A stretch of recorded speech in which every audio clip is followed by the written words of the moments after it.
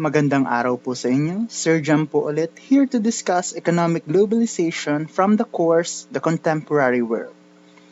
Last time we discussed about the definition of globalization itself.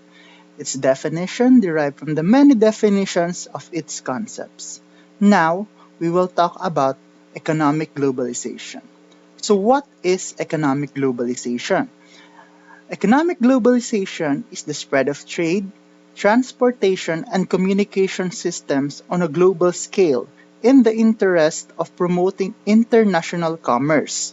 Almost same lang po sa globalization, except that economic globalization mainly focus on the economy.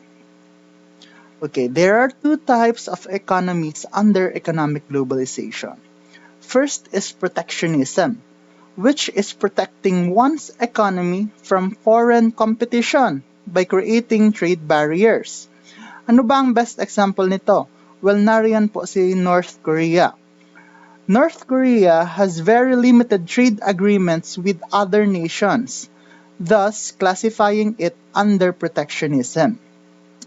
The second one is trade liberalization, which reduces trade barriers to make international trade easier between countries.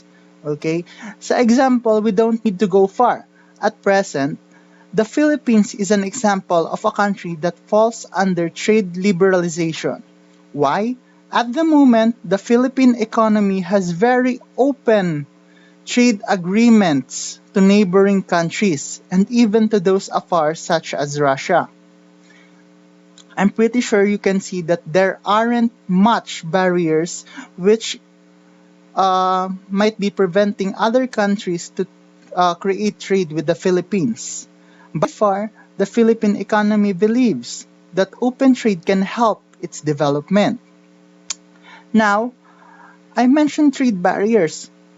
What are these trade barriers? Trade barriers are tariffs. What are tariffs? Tariffs are the required fees on imports and exports of goods. So these are more like taxes. Okay? To make you better understand, here is an example.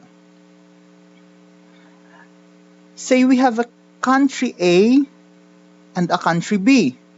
Country A manufactures candies and sells at a price of 1 peso each. When exporting candies to country B, a tariff of 5 pesos is placed. So if the candy is to be sold on country B, the total price will be 6 pesos. Okay, nakukuha nyo po. If you were to export on a country with tariff, the citizens there will have to buy your goods with an added price of the tariff placed on the item or goods itself. Okay, so there are various ways of making trade easier. 1. Free trade, which is the trading of goods and services between two or more countries without tariffs. 2. Trade bloc, which is an agreement made between governments to reduce or eliminate trade barriers. Okay, I'll explain later. 3.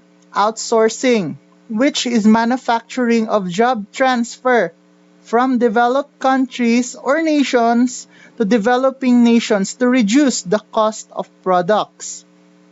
Okay, to explain these three one by one, let's take some examples.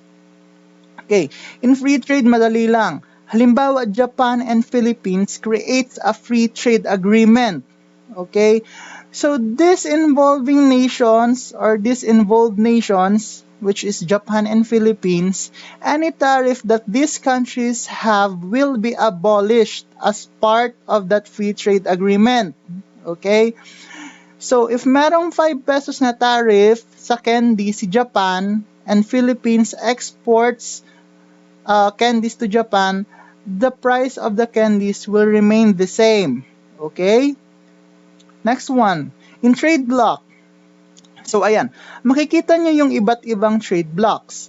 In easier terms, they are groups. Okay? The governments of different nations are the ones involved here. Okay. A good example of this will be the countries around us. If you will look at the image at the right side, I'm pretty sure you are familiar of the ASEAN. Okay, so the ASEAN is an example of a trade bloc.